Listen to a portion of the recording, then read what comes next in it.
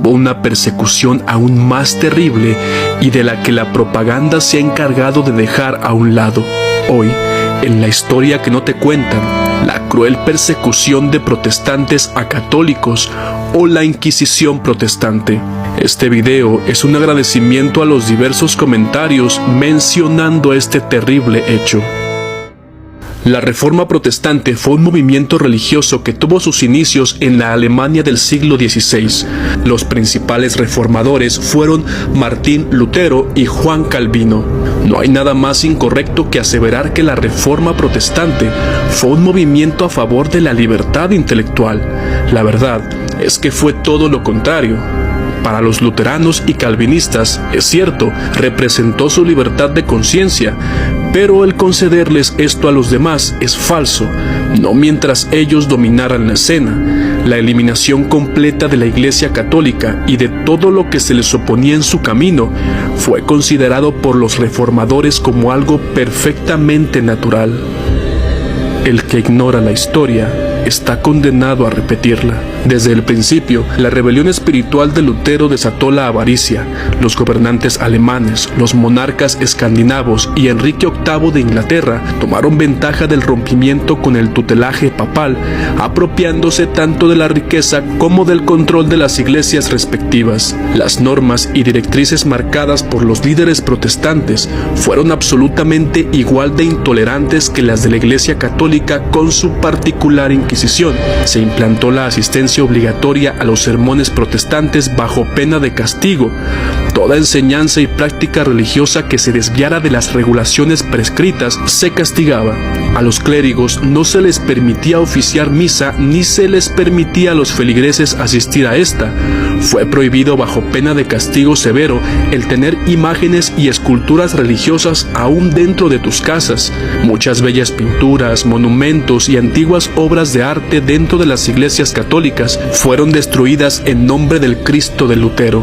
Aquella persona que se negara a asistir al culto público se le daba un plazo de 8 días para salir de los límites de la ciudad, y los ciudadanos católicos se les prohibió el asistir a los lugares de culto bajo severos castigos. Enrique VIII inició la persecución de católicos en Inglaterra en 1534 con el Acta de Supremacía, que le proclamaba a él jefe absoluto de la Iglesia de Inglaterra y declaraba traidores a cualquiera que simpatizara con el Papa de Roma.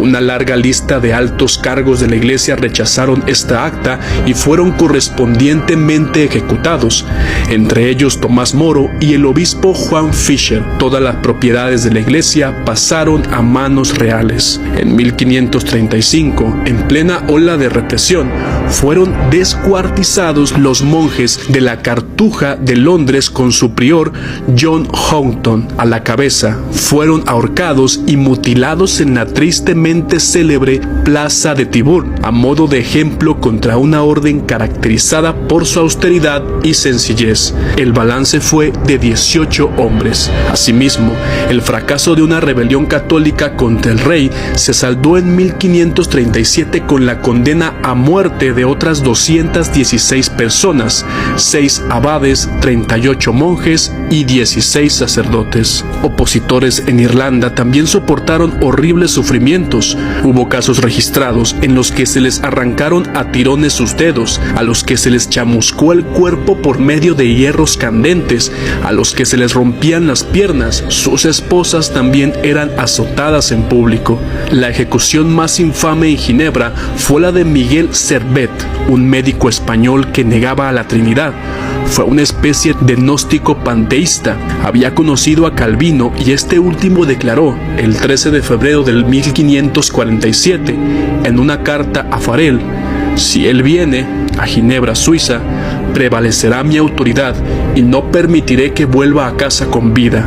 El arribo de Servet a Ginebra el 13 de agosto de 1553 fue detectado casi en el momento. Por medio de instigaciones fue arrestado y puesto en prisión. El 26 de octubre del mismo año, el Consejo ordenó que se quemase a Servet vivo al día siguiente. Luego de una breve pausa de la persecución de 1553 a 1558, mientras la reina sanguinaria María I de Inglaterra ejercía el poder, todo se reanudó tras su repentina muerte. La llegada al trono de su hermana Isabel I, la reina virgen, llamada así porque nunca se casó ni tuvo herederos, en poco tiempo Isabel revirtió todos los esfuerzos del anterior reinado y se lanzó a una casa de católicos a lo largo de todo el país. Como explica María Elvera Roca Barea en su libro Imperiofobia y Leyenda Negra, las persecuciones de católicos ingleses provocaron 1000 muertos. El Estado, no en vano, promocionaba un sistema de delaciones por el que aquellos que no denunciaban a sus vecinos podían acabar en la cárcel.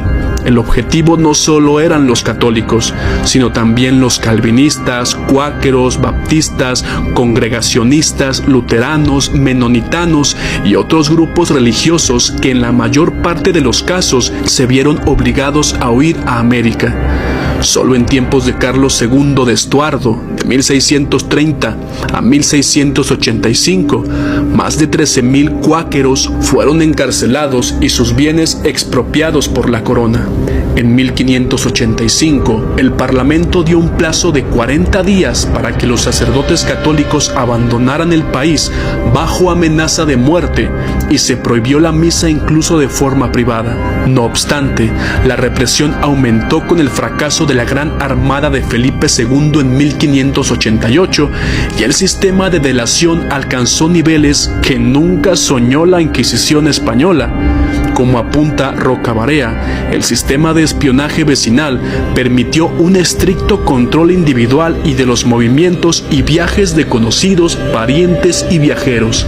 La represión logró borrar definitivamente de Inglaterra el catolicismo en cuestión de 10 años. Es como si la Inquisición de la que hemos hablado y pensado todo este tiempo fuera la protestante y no la española. Ya sea la iglesia ortodoxa, la copta, la luterana, la anglicana, la calvinista, la evangélica, el islam e incluso hasta el pacífico budismo, todas tienen su propio catálogo de horrores, crímenes, corrupción y asesinatos en masa. Me acuso de ignorar esta cruel persecución. Me acuso de ver al Santo Oficio de la Santa Inquisición Española como una institución que mataba a todo lo que se le ponía enfrente. Pero la discusión no es quién fue más cruel que el otro, sino que son actos que no debemos permitir se sigan repitiendo. Yo soy Fernando Magaña.